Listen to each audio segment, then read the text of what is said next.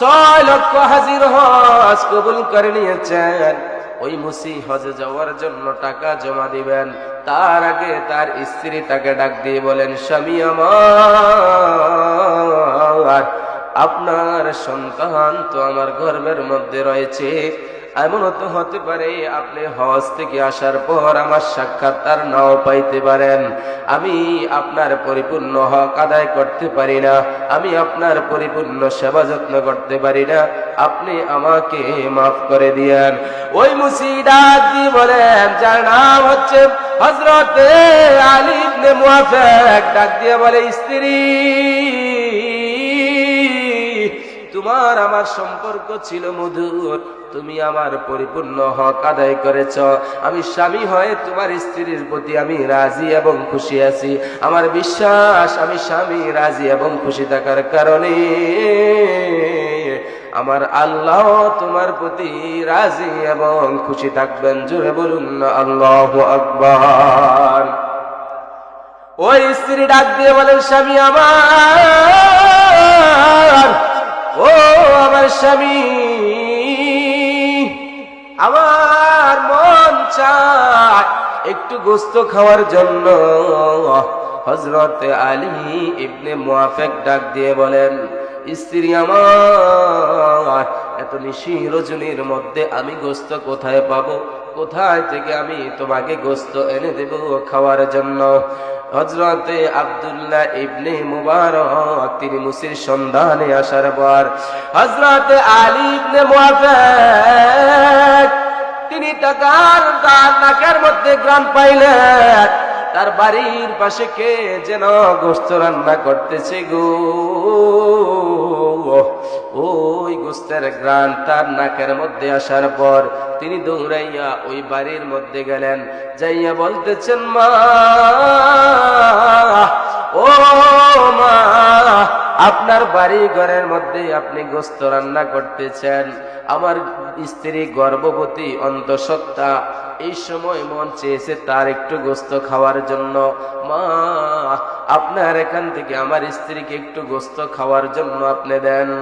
যাইয়া যেই মহিলাটির কাছে গোশত চাইলেন, ওই মা যিনি ডাক দিয়ে বলেন, হযরতে আলী ইবনে মুআফিক, যে গোশত আমি রান্না করতেছি খাওয়ার জন্য, এটা যদিও বা আমার জন্য হালাল, এই গোশতটা আপনার জন্য হালাল নয়।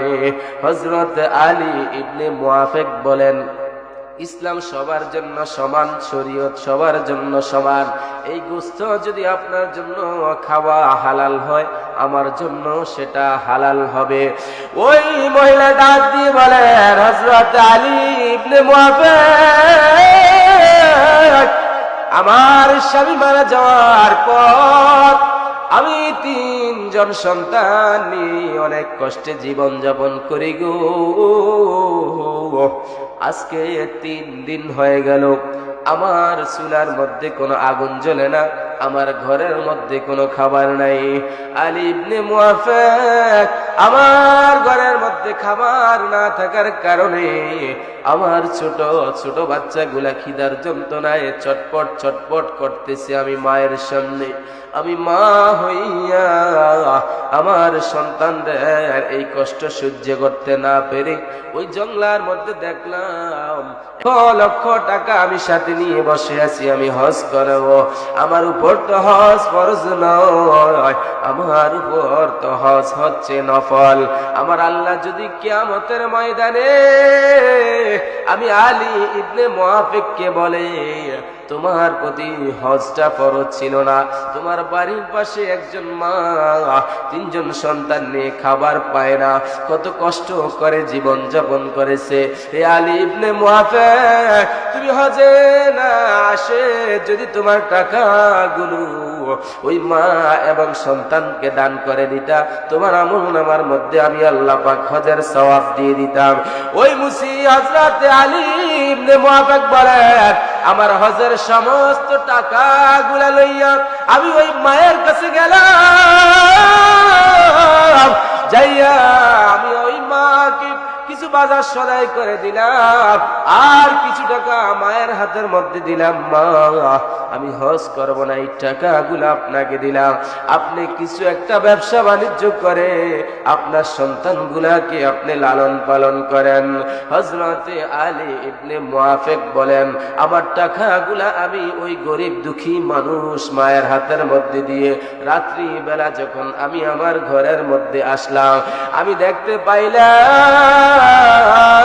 আমার ঘরটা হঠাৎ করে পূর্ণিমার চাঁদের চাইতে আরো বেশি আলোকিত হয়ে গেল।